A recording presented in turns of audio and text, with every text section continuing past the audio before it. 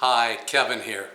Well, I picked up a quart of early apples from my local orchard the other day. These are Gala, or maybe they're called Gala apples. They're not real firm. They're not actually baking apples. They're more for fresh eating. Nevertheless, I'm going to use them to make an apple crisp because I'm in a wicked mood to eat apple crisp. Not sure why. Maybe it's because autumn is approaching. Anyway, this is going to be a really simple recipe that I got out of this 1950 cookbook. It's the Betty Crocker Picture Cookbook. Yeah, it's a really simple recipe. It doesn't have any rolled oats. It doesn't have brown sugar. Just super simple, very few ingredients. And we're going to see how it turns out. All right, let's get started. Zoom you in here. All right, so what I have here is 4 cups of apples. That's actually the equivalent of 4 like medium to large size apples. And I peeled them and sliced them fairly thinly.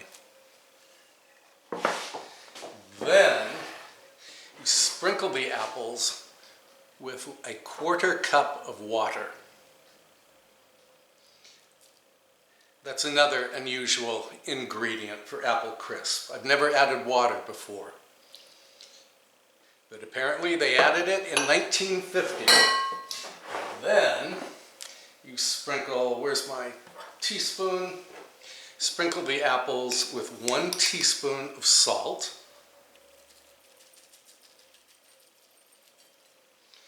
And 1 teaspoon of ground cinnamon.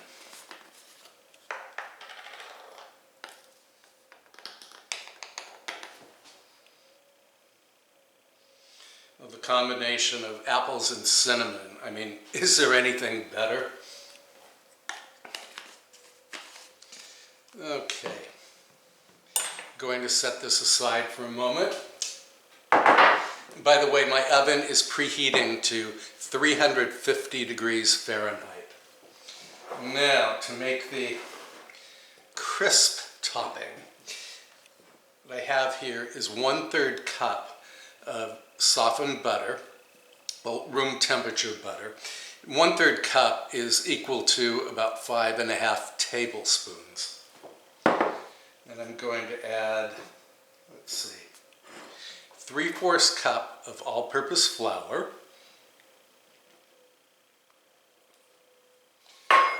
and 1 cup of sugar. And that's not too much sugar because these apples really are not sweet at all. I mean, they're barely sweet.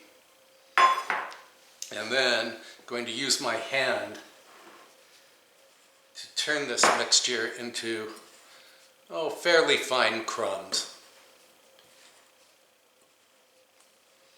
And there's something about when autumn approaches, I really want to smell apples and cinnamon. It's such a comforting aroma.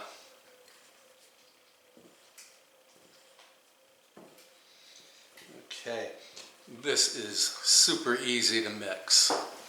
Move you down a little bit so you can see a little better. Yeah, you don't need any pastry blending gadget or anything like that. Just use your fingers.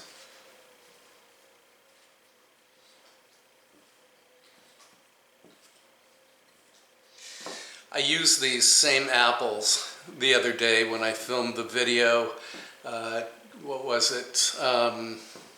Maple glazed chicken, where I cooked the chicken on a sheet pan with diced apples and delicata squash and onion. And oh, were those apples delicious. Of course, if you're making apple crisp, you might want to use a late season apple like Golden Delicious or Granny Smith or Honey Crisp. Okay, this is great. See, it's nice and crumbly.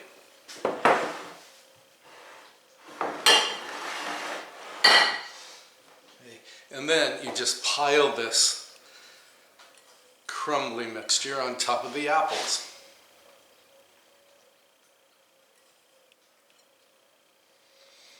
Yeah, I think the water is going to combine with the sugar to make a really nice syrup for this crisp.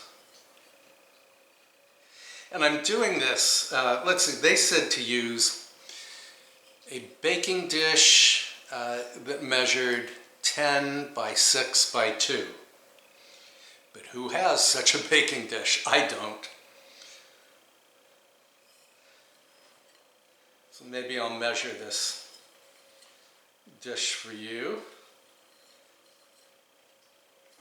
Hang on, I'm going to wash my hand and then I'll measure the dish. Okay, so let's measure this dish. This is 10, oh that's good, by 7 1/4, and it's 2 inches deep. Okay, so they said 10 by 6 by 2. This is 10 by 7 1/4 by 2. All right, this is going into the preheated 350 degree oven for 14 minutes. And when it's done, we'll come back. All right, while the apple crisp is in the oven, I wanted to share a little story with you. When I was about 10 years old, my parents agreed to let me start taking piano lessons. I had been playing my grandmother's piano at my grandmother's house. My parents didn't even have a piano at that time. And apparently I had a gift. So my grandmother had insisted that you must have Kevin take piano lessons, and I have just the teacher. Her name is Bernice Conrad, and she lives nearby.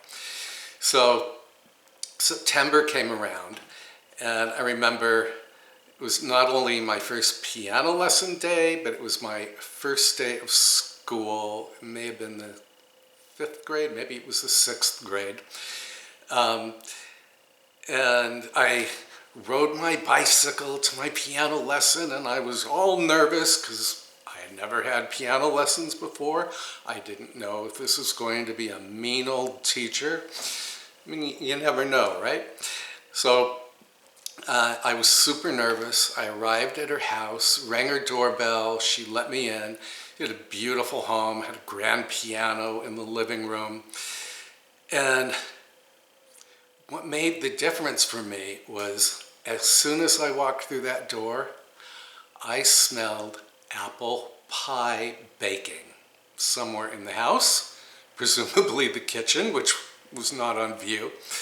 And I felt my adrenaline and my nervousness really calm down. It was like a relief just to have that comforting scent. So there is something really special about the aroma of apples and cinnamon. It's comforting, it's stress reducing, and I love to smell it in my own kitchen every autumn. And whenever I bake an apple pie or an apple crisp or an apple tart tatin, I calm down, okay? So you can expect to see lots and lots of apple desserts from me this fall, all right? And here it is, a 1950 version of apple crisp. It's still bubbling away, and I do like how the topping browned fairly well. I'm going to let this cool down for a bit, and then we can taste of it. All right, I think this is cooled enough that we can taste of it.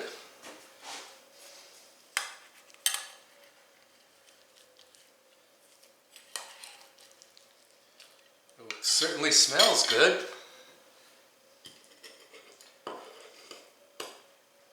I think it smells like apple crisp. Now I want to put a little something on top. Mr. Fox bought this. I know, I know.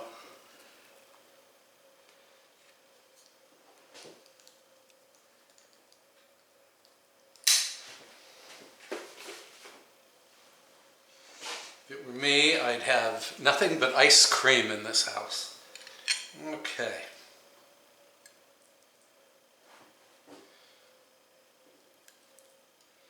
Here it is, a 1950 recipe for apple crisp.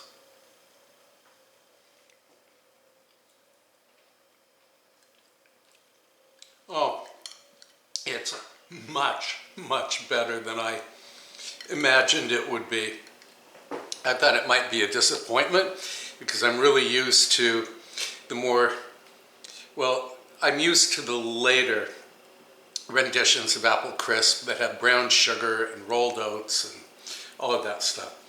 Ooh, this is pretty darn awesome.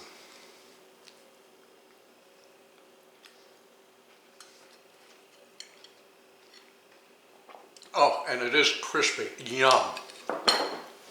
Let me talk with you. Okay, yeah, this is totally awesome. I will post the list of ingredients in the description box below. And what else was I going to say? Oh yes, I will be trying other apple crisp recipes. I think I'm going to try this one again, except I'm going to do it with self-rising flour, just to see how that works out. And thank you so much for watching. I hope you'll try this 1950 recipe for apple crisp.